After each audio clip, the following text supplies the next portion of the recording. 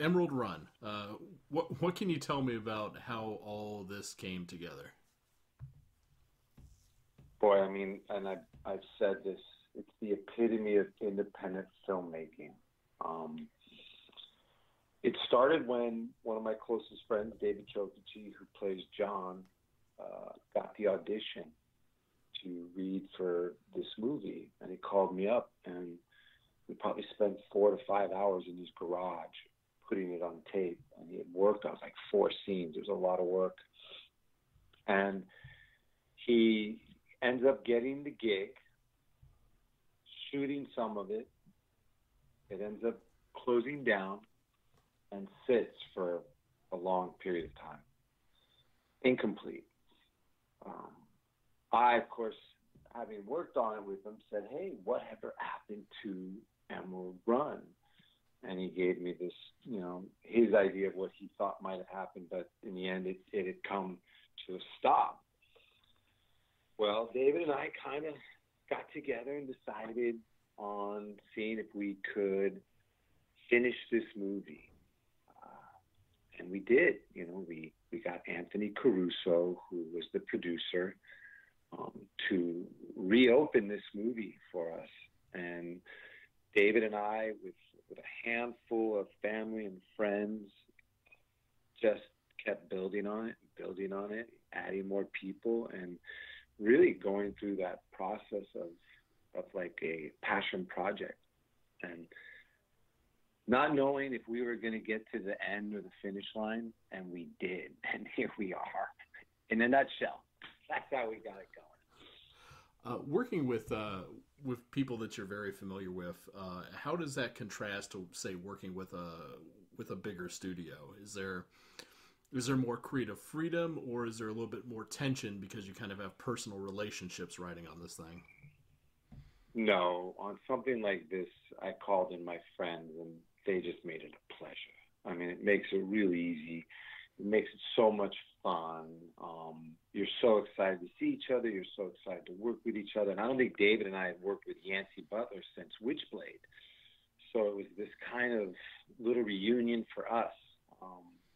And it was a dream come true. It was really one of those projects where every step of the way you kept going, okay, yeah, this is working. This is great. This is working. This is great. Wow, Michael Pare said he'll do it. Wow, this is great. Chris Mulkey said he'll do it. Wow, this is great. We stopped second guessing, and we kept moving forward. And I would have to say, working with your friends in this type of situation, it's pretty rewarding. Listen, all great big budgets are great, and that would be the goal. But every now and then, having these journey moments with people that you care about and you love, they're priceless. How did you land Stephen Williams? Because that was really a treat seeing him on screen. Stephen Williams and Vernon Wells, and John Schneider, all came through the producer, Anthony Caruso, when he went and shot all the desert footage. He's really good friends with Schneider. And then I'm not too sure how they went about Williams and Vernon. But Vernon's great. I just did a movie with Vernon, another movie, but as an actor, called Shadows. So I'm really excited to see him in that as well. I mean, he's such a classic icon too. There's a lot of action in the film, a lot of action in the desert. What were some of the more difficult scenes to film that involved the vehicles and the desert and all that stuff? Well, we had two crews. We had a Los Angeles crew, and we have a desert crew. I wasn't involved in the desert crew, but I would believe a lot of it had to do with the dune buggy chases, pulling off, being in a plane, timing, that kind of stuff. And then the rest after that was really just David on 2 feet, surviving through this journey. What was your most rewarding experience during the production? I think it was that it all came together. When you take on like when you take on a project that had already been started, that had a lot of creative hands in it, and now you're left to kind of construct it, patch it up, build it up, find the story, add to the story. You're going into the gray area, and it's challenging because you have to kind of take into consideration all these other elements that you didn't anticipate or plan. And David kept giving me the confidence, go, hey Eric, we could do this, we can make it happen. And I think at the end, to actually know that we put something together that people can see, all the hard work for the first crew that put their work in and didn't get finished, all the hard work that the second crew did to get it across the finish line. I think it's going to have a nice little karma about it. When you put hard work in and you really devote yourself, there are good things will come of it. So I think that's what I'm seeing with this movie. So being able to get it to this point and taking on the position of a director for this particular circumstance, I think it was really rewarding to see it across the finish line and to be talking to you and to believe we're going to have this theatrical release. That's pretty rewarding for anybody involved. Mm-hmm. That gets involved in a small independent movie that, stop filming, films again, stop filming, and just kind of builds its way through. I mean, that's the ultimate goal as an independent filmmaker, is to get to the finish line. You'd be surprised how many movies don't make it to the finish line or don't get seen or don't get talked about. Hey, the producer, Anthony Caruso, had faith, and a faith-based movie kind of rose. So we're here. Have you had the chance to screen the film with an audience to see their reaction to it? No, I'm excited to do that in this release, and do an LA screening once it's released. I think that'll be really exciting and kind of fun and scary. Look, a movie like this has its bumps and bruises. Mm-hmm. But if you love David, if you're a fan of David Chokachi, you're gonna love him in this movie. If you're a fan of Yancy Butler, you're gonna love her in this movie. Michael Pare, Vernon Wells, even you mentioned Stephen Williams, John Schneider, Chris Mulkey. Like, if you love these guys, you're gonna love them in this. You're gonna love them in this movie. I think that's what makes this movie fun and special. Is there's a lot of people to love, that you like, that you've seen and you're familiar with, and it makes it fun. It really makes it a fun run. Like Emerald Run, it's going to be a fun run.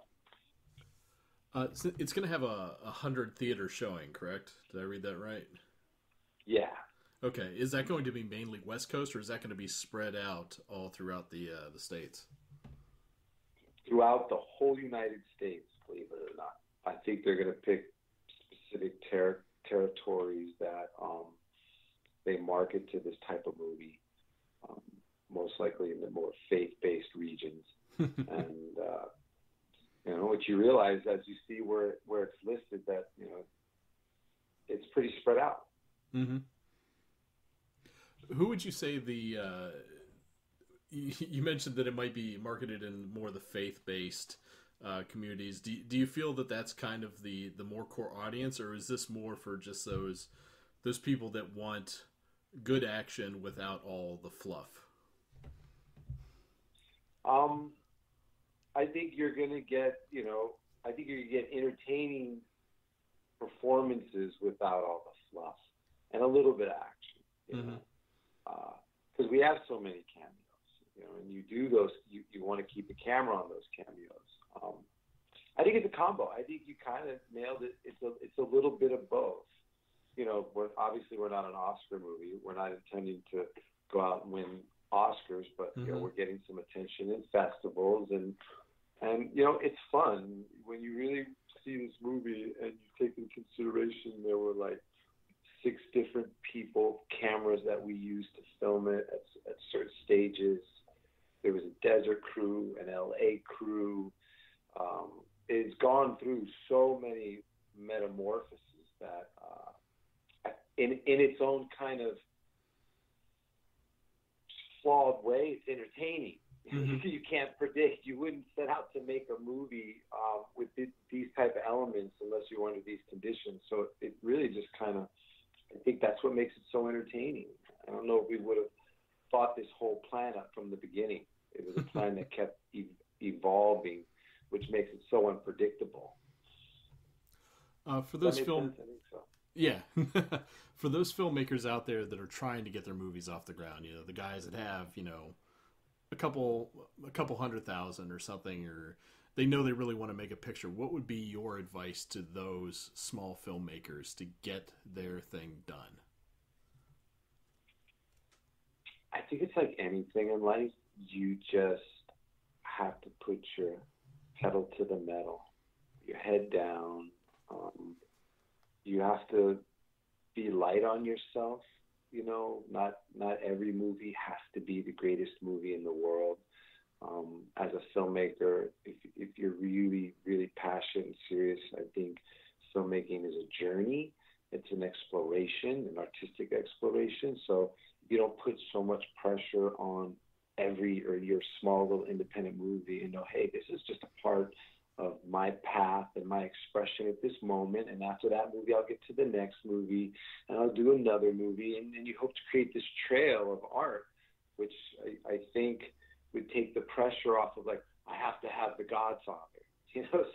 These guys, Francis Ford Coppola didn't just show up with the Godfather. Scorsese just doesn't, you got to learn to love that journey. And I think a lot of independent filmmakers are putting so much pressure that this has to be the movie that breaks them. This has to be their breakout. This has to be the one that wins the festival. You put all your eggs in in that basket, and it's tough. It's competitive. So I would just say, don't be hard on yourself. Keep shooting. Tell your story. If you have to stop for any reason, take a break, pick it back up. It's storytelling. And I think today's audiences are a little more forgiving with the quality. If you're an independent filmmaker and you only have this much money and you own a phone, you can make a movie. I think, if you watch content on your phone, it's pretty impossible to know whether you knew the content was shot on a phone or some 70 millimeter, $200,000 camera. Mm-hmm. Now, if I had to project that on a big screen, you're going to get exposed. The bigger camera is going to have more clarity and definition. But on your phone or your computer, it's pretty impossible to tell. So I would tell the independent filmmakers, just shoot away. No excuse for a small budget. And then my only other advice would be is try to create a good acting environment when you're doing your movie.